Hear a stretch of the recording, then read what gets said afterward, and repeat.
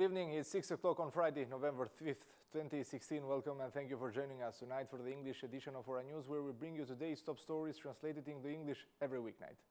Around 70 Albanian migrants were not allowed by Greek authorities to cross the border at Kakavia border point. The Albanian citizens were stopped from crossing the border, even though they had regular documents and the financial guarantee that is needed to cross the border. The Greek authorities have not provided any explanation to Albanian citizens, and in many cases they have imposed the cross in their passports. Nora News journalist was in Kakavia border point today and declared that the situation was chaotic. There was a chaotic situation in Kakavia today. Albanian citizens were asked for extra money despite the financial guarantee found they had. The citizens did not get any explanation why they were not allowed to cross the border, asking for help from Albanian authorities. There were over 70 Albanian citizens who were returned, among them migrants who live and work in Greece, who a few days ago were allowed to cross the border but not today. Also, Albanian citizens who were going to visit their relatives in Greece were stopped from crossing the border, declared the Ora News journalist, adding that the Albanian migrants are recently facing with difficulties to go in Greece. We continue.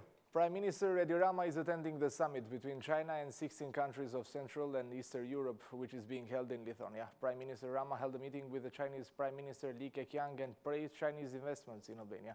PM Rama was assured that the Chinese government will support its companies and will urge them to invest in Albania. Prime Minister Rama thanked the Chinese government for urging its state and private companies to invest in Albania.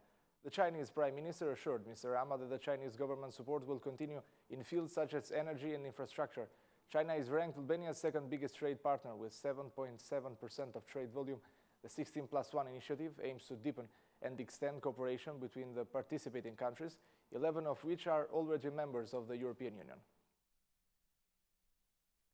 The chairman of Socialist Movement for Integration, Ilir Meta, declared today that he hopes for a positive recommendation from the European Commission for the opening of negotiations.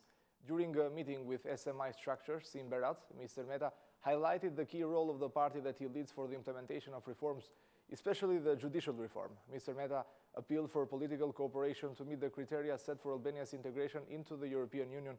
Next week, we expect a positive recommendation from the European Commission for opening negotiations between Albania and the European Union.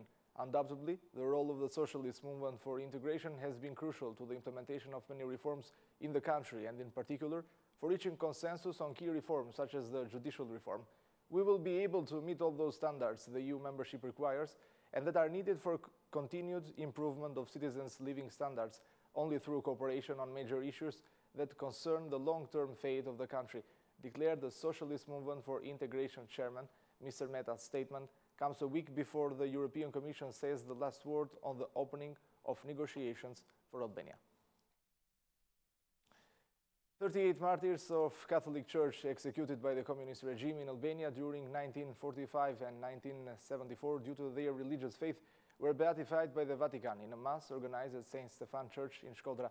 Thousands of believers and citizens from Albania, Kosovo, Montenegro and other countries, senior officials of Vatican, clergymen from different countries across the world, heads of religious communities in the country and also the highest representatives of Albanian politics attended the Mass.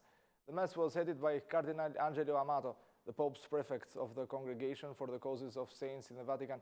Albania, the country of eagles, except Gjergj Kastriot Skanderbeg, also has Mother Teresa of Calcutta and the blessed martyrs of the last century and other glorious heroes of religion and homeland who spread the good name of the Albanian people in the world, declared Cardinal Amato, who was impressed by the high number of participants in the Mass. Today is a day of celebration for Albanians who are present not only here in Shkodër, but also all around Albania and abroad, just 2 months after the canonization of Mother Teresa of Calcutta, the daughter of the land and heroic woman. The beatification of 38 Albanian martyrs reminds everyone that the good is continually hampered by the evil on earth. However, the martyrs are the real protagonists in the history of mankind, added Cardinal Amato. The beatification of 38 Albanian martyrs at Shkodra's Cathedral comes at a time when the Albanian Catholic Church and our country have experienced major events such as beatification of Mother Teresa or the appointment of Cardinal Troshani by Pope Francis. Representatives of foreign businesses have asked from Albanian government to review several taxes in order to increase competitiveness with the regional countries. The president of the American Chamber of Commerce, Mark Crawford, said today that the value-added tax and corporate tax need to be reviewed. According to the president of American Chamber of Commerce, removal of value-added tax and corporate tax would have businesses.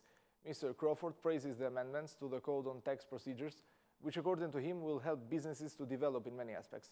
Regarding the report of doing business, the president of American Chamber of Commerce declared that despite Albania's improvement in ranking with 32 positions, the regional countries continue to be more competitive. The president of American Chamber of Commerce recommendations to the Albanian government comes at a time when the budget and fiscal package for 2017 are being discussed. Manufacturing industry praises the government's decision for removal of customs tax for manufacturers and called on government to review several other taxes. The chairman of the Chamber of Manufacturers, Gjergj Gjika, declares that the removal of the tax will help the industry and says that the energy price needs to be reviewed.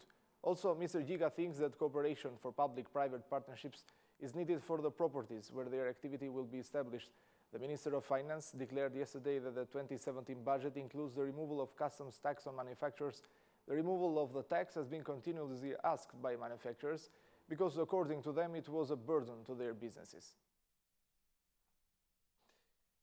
That's all for our English edition this evening. Please join us again Monday through Saturday at 6 p.m. for your local news in English. My name is Eno, and on behalf of Ora News, thank you and good night.